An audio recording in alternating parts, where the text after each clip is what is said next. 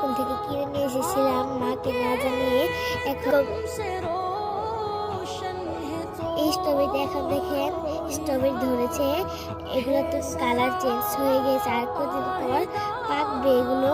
দেখেন কি সুন্দর,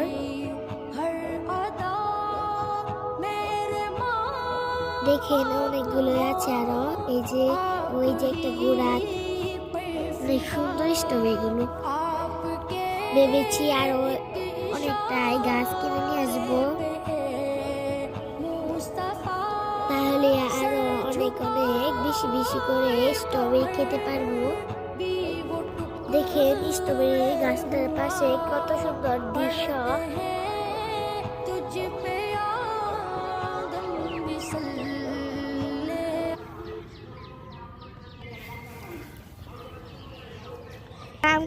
প্রতিদিন সকালবেলা ঘুম থেকে উঠে আমি গাছটাকে দেখি।